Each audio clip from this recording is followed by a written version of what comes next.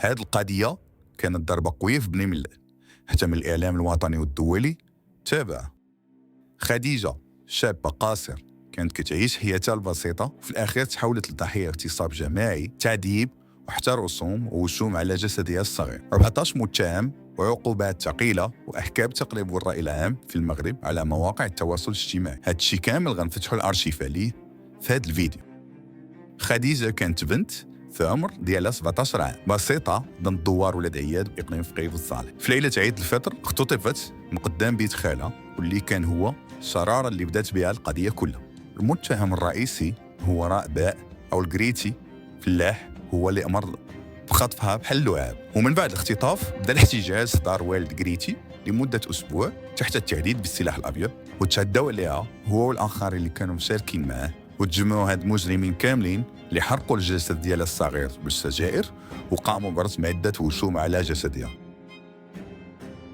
فورا ما خرج الخبر الدرك والنيابة تحركوا، وبعد ساعات قليلة تم اعتقال أول 5 مجرمين، ومن بعد وصلوا حتى 12 منهم، كاين اللي منهم قاصر وكاين الكبار، والسن ديالهم كيتراوح ما بين 19 سنة و 29 سنة. والتهم كانت الاختطاف، اغتصاب جماعي، تعذيب، التجار بالبشر، تكوين عصابة، مقاومة القانون، وحتى كيديروا وشوم بالقوة.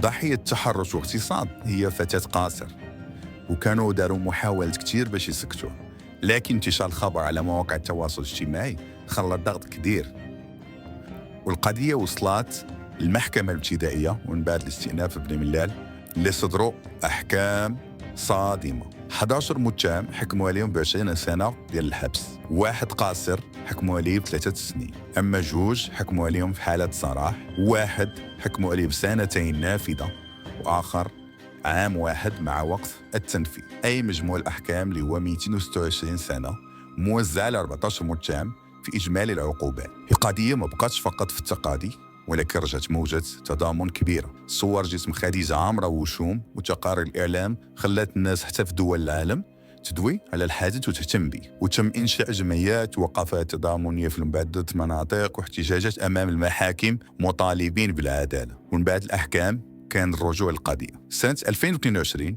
المحكمة خفت العقوبات لعشرة المتهمين من 20 سنة ل 12 سنة، والمتهم الرئيسي من 20 سنة ل 15 سنة، بعد تنازل الضحية على بعض المطالب. النقاش تعمق، تنازل واش يجي من الضغط ولا من ردة فعل القانوني. القضية بقات محط اهتمام خصوصا من حيث الرواية القانونية والأخلاقية. قصة خديجة ماشي بوحدها اللي كاينة في قضية قضاء، ولكن صدمة اجتماعية كتذكرنا بجدية الأفعال بالتحرش والاغتصاب والعنف ضد النساء، وخصوصا منهم القاصرات. العدالة خدمتها كانت كبيرة، ولكن النقاش لا زال واش العقوبات كافية، كيفاش نمنعوا من بداية هذه الجرائم، واش التضامن الشعبي هو اللي ضغط ولا النظام القضائي كيتطور. لا كنتي باغي نسردوا حلقات أخرى على قضايا مغربية من هذا النوع ولا كتبغي تحليل أعمق، كتب لينا في الكومنتات، وما تنساش تشترك وتفعل الجرس باش يوصلك الجديد ديال القضايا واقعية في المغرب.